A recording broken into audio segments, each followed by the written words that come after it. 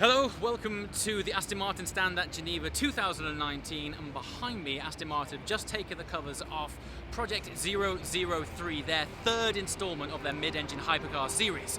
So without further ado, I'm going to point you at the car and give you the full walk and talk of this incredible vehicle. So here we are. This is a very early look at Aston Martin's 003. So this car, think of it sitting in competition to the McLaren Senna and even the Ferrari. This is where this car is being pitched. Currently they're only making 500 units of the coupe variant. So, Project 003 becomes AM-RB 003, which is in line with the Aston Martin RedBull Racing theme, which is trickled down from the introduction of the Valkyrie, which, by the way, there will be another video on that link below. The confirmation of RedBull Advanced Technologies involvement has made this whole series of cars incredibly special. Collaborating with Adrian Newey on the aero side of things sees the introduction of a diffuser like that, which is absolutely absurd.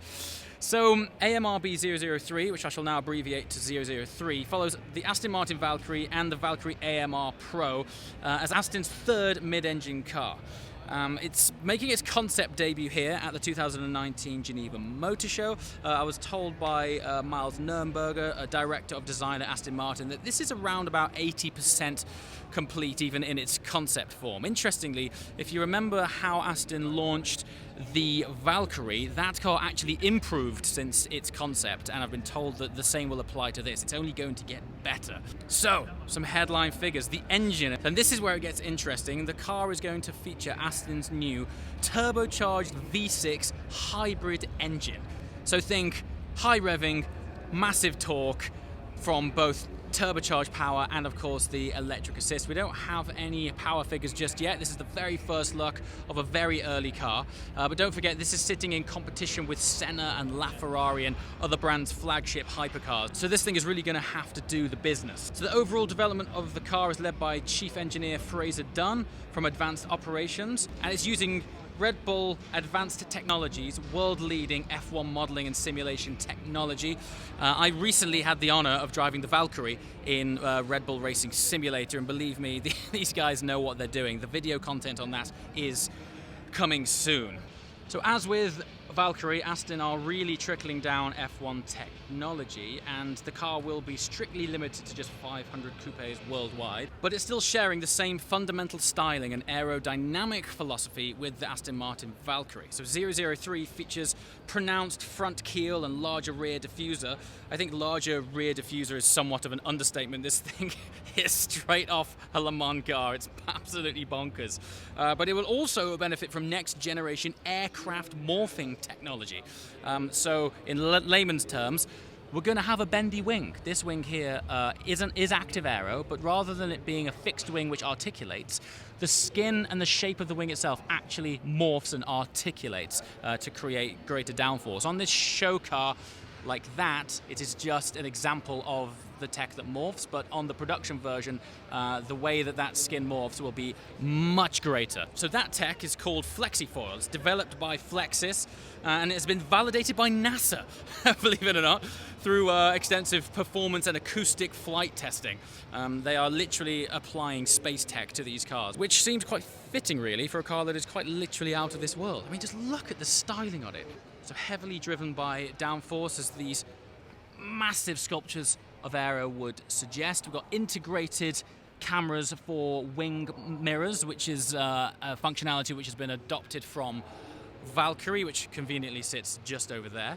But back to this wing, the FlexiFoil allows for the car's downforce to be changed without changing the physical angle of the entire wing. And so what this provides is not only an awesome looking design, but also results in improved efficiency and reduced wind noise. I'm not sure how much wind noise you're going to care about when you've got your exhausts just behind your head, but still, that is one of the benefits of this bendy aero. But let's go to the interior just quickly. One of the biggest differences between Valkyrie and 003 is the spacious interior. Now, when you get in and out of the Valkyrie, you basically have to stand on your seat to lower yourself in because the tub comes right up here. But this It's designed so you're able to access the car much more easily. Now, these guys have really reinvented the cockpit and stripped it right back. We've got this floating instrument cluster there. But what I really like is that Aston have acknowledged that most people get in a car and seem to adhere their phone to their dashboard to use things like sat-nav, etc. So they've gone and taken this a step further and added a secondary instrument cluster in the form of your phone. So your smartphone literally slides into the dashboard right there and doubles as your secondary display. It's so cool and has allowed the designers at Aston to really free up the cockpit, keeping it minimal and clean. And it is a very cool idea. Look at that. It's literally an iPhone slid in to the dash. Wheel inspiration also taken from Valkyrie, which in turn is taken from Formula One. You'll notice it is basically a rectangle in shape, allowing for greater visibility over the wheel. But also, let's face it, having an F1 inspired steering wheel in your hypercar is awesome. Further features to mention about the interior: a good majority of these components are 3D printed. Even, check out this incredibly intricate textured carbon that beads and runs around the very edge of the interior here. That is 3D printed carbon. So these guys have really pushed the boat out when it comes to pushing the boundaries of what an instrument cluster and driver's binnacle can look like and operate like. The advantage of 3D printing is that they've saved over 50% of the weight of a conventional instrument cluster display. And look at the details on this. Now, don't forget that this is ultimately a prototype. However, if Valkyrie is anything to go by, the concept that they produced of that car, if anything, I think it looks even better now. Look at the seat. You're actually sat in the tub.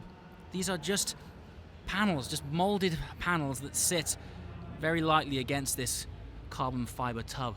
It's absolutely incredible. And what is very impressive is that you are still adopting the Formula seat layout that has filtered down from Valkyrie. So what I'll do now is lift up the other door, because this is where the car really transforms. The door handle to access the opening of this is quite far under the door line itself, which actually keeps the door very clean. Think about the aero that they thought about here. As I mentioned a minute ago, integrated cameras behind the wheel, tucked away there in this carbon fiber cave, has kept these surfaces super clean.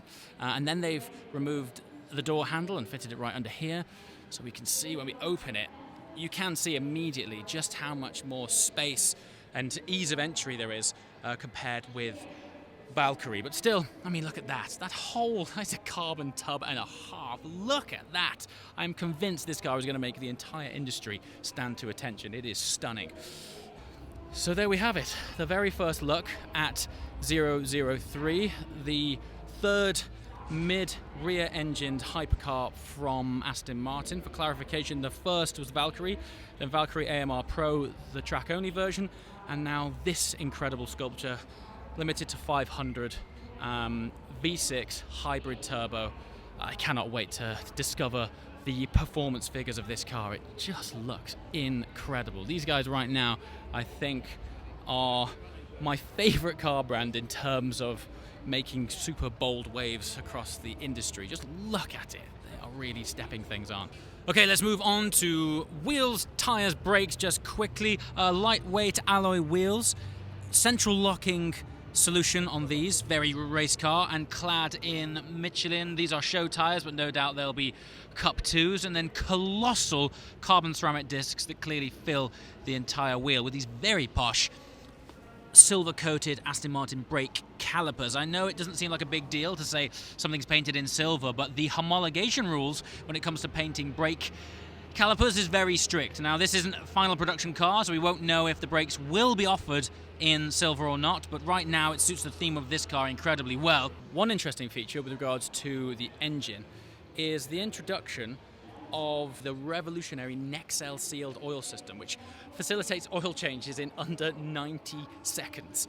So this is one more example of Aston filtering down technology from racing. So this system actually came down from Aston Martin's Vulcan, and it's been developed across numerous races in the 24-hour series, and now it has made its way down to a road car. So these guys don't just say they are influenced by racing, they have literally filtered real components down into these incredibly special cars.